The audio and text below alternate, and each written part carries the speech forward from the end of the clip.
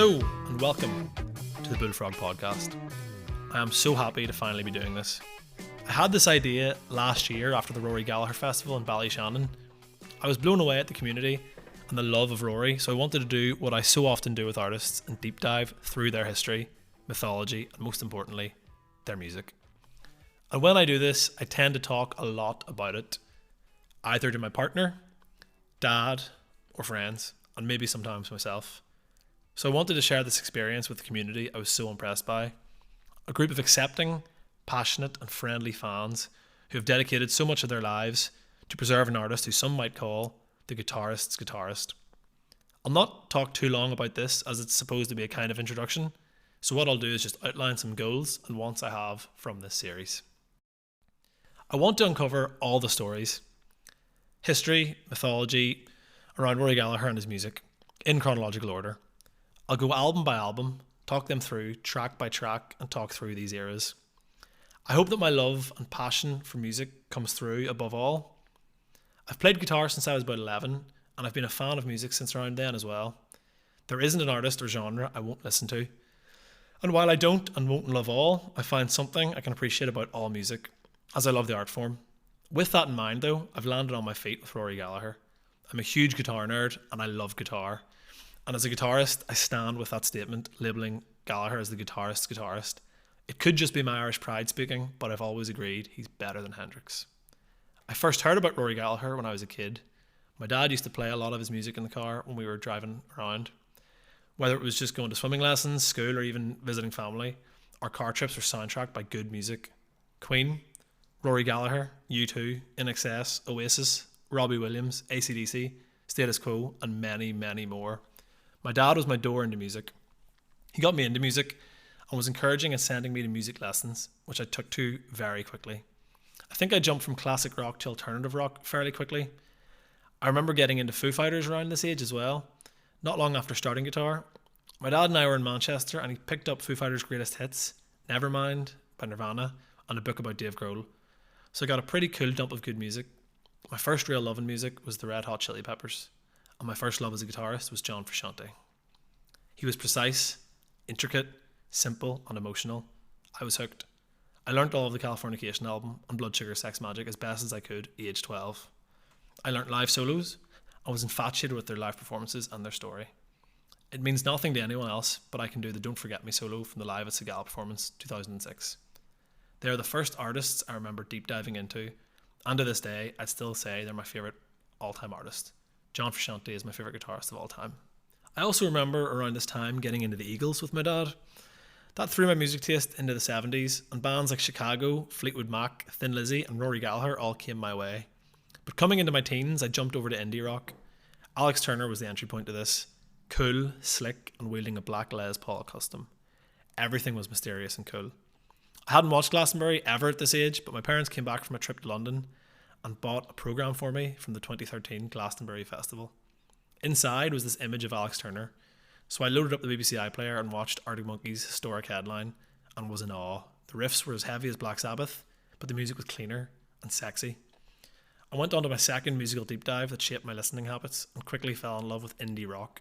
The Cooks, Catfish and the Bottlemen, Kasabian, Blossoms, Kings of Leon, The Killers, Interpol. All the indie rock of the 2000s came to me over the next few years and it was great. I jumped back into blues rock around this time, helmed somewhat by Hozier, and another stint at Thin Lizzy and again Rory Gallagher. But this time I found my new guitar love, John Mayer. I'd heard the name and one evening thought I'd see what he was all about. I watched Slow Dancing in a Burning Room live in LA and was blown away. What an amazing player. He had all the same qualities in his playing that I loved about John Frusciante, and the more I fell in love with John Mayer, the more I was impressed with his playing. I would agree that he is possibly the greatest modern guitar player. Into my next phase, if you want to call it that, it was Britpop. I gave Oasis and the Gallagher brothers a chance. Noel Gallagher is so self-deprecating that you would almost believe him when he says he's not a great musician. If only he wasn't equal parts self-deprecating as he is confident. There's a certain guitar showmanship about Noel's playing that is often overlooked, and the obvious draw from the 60s and 70s rock that inspired him is so apparent. I'd say Noel Gallagher is one of my favourite all-time songwriters. And you can't listen to Oasis and not hear countless praises of the Beatles. My dad and I weren't huge Beatles fans, but on a trip to Manchester, we had an afternoon to kill in Liverpool, so booked into the Beatles Museum to pass the day. We stood in the queue, and with every song that came out of the PA, we would look at each other and say, yeah, alright, that's a great song. Then an hour and 45 minutes later, we may as well have emerged in our own Sgt. Pepper suits. We were both hooked. I don't need to say a lot about the Beatles. Just know that there are two different types of people in this world. People who love the Beatles and people who haven't listened to them yet. The musical variety and sophistication of the Beatles sent me to the Beach Boys. I would argue they're second to the Beatles, and Brian Wilson is second to, of course, Paul McCartney. I gave Pet Sounds a go, and it blew my mind. Suddenly I was into more complex orchestration, deeper music, wider instrumentation. I'd come a long way from status quo in the back of my dad's car, but I guess the point I'm trying to make here is that I love all music. And with every artist I listen to, I really listen to them. I give the full discography a go. I watch live videos. I look for meanings and interpretations of songs, try and see if they like the same artist as me, and I read their story. I've taken my love for music and listening to music and applied it to songwriting and working as a musician of my own. I work as part of the alternative and indie rock band Baroda. We self-released an album of our own music in 2021, and have since been more focused on this mature alternative sound. I also work as half of the pop rock duo Cadbury Get the Jet. More recently than that, I have worked as a guitarist / instrumentalist for a few artists, including Mark Hegan, Justin Curran, Candy, and many, many more. I love playing music. I love writing music. It may sound like I'm trying to brag or big myself up when I say I write something new every other day, but if you heard the music, you'd comfortably say that it is no brag. And I suppose that takes me to date. I went to the Rory Gallagher Festival last year with my dad, my uncle, my cousin, and a few family friends.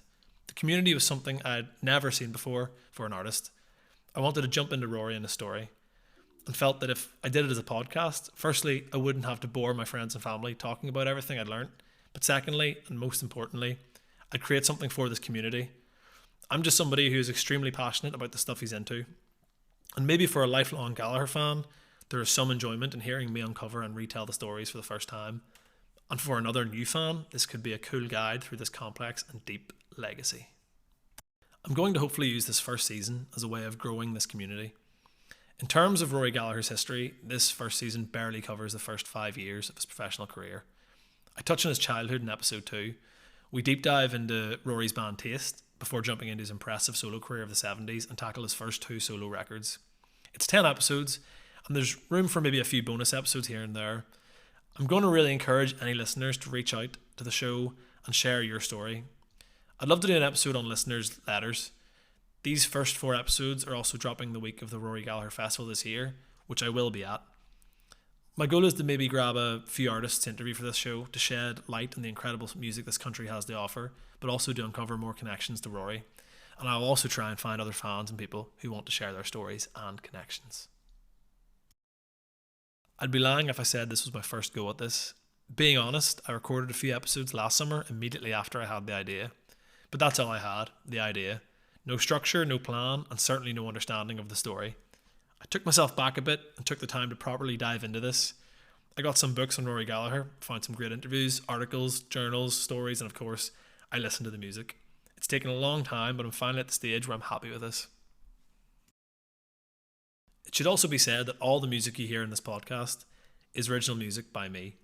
I wasn't sure about copyright issues, so I didn't want to risk using Rory's music only for the podcast to be taken down. So my compromise came from a show I'm a huge fan of. The Sail On podcast is a Beach Boys podcast that features music done using the Beach Boys excerpts and similar style music, played with hip-hop drum beats. So in the vein of that, I've recorded all the music using 808 drum beats and blues rock inspired guitar parts. So it's all me. And I hope it's cool. I think it is anyways, and I'll get a full playlist of the snippets posted to YouTube maybe, so people can listen to them if they feel like. But they'll be scattered about as natural breakpoints within the episodes. Also, all sources will be linked in the episode descriptions along with anything else that is relevant. And as well as that, I want to post the transcript of each episode on Substack. Substack is a publishing platform that allows creatives to share blogs, journals, write-ups, stories, vlogs, reviews, and anything else in the literary form, free or for a subscription plan, with their fans. So I'll post the transcripts there for free. The show itself is being published solely by myself, and I hope that one day, if I can afford it and the fan base calls for it, that I can publish it to a larger base. But for now, We're on YouTube, Apple Podcasts, and Spotify. So hopefully that is everybody covered. And that's it, really. I hope if you're listening to this, you're going to stick around and enjoy it. I had a lot of fun making this. All I'll ask is if you do listen, and I'm reviewing an album, you'll listen along to the album with me. So sit back, enjoy. I'm Neil Goss, and I will be your host for the only Rory Gallagher podcast.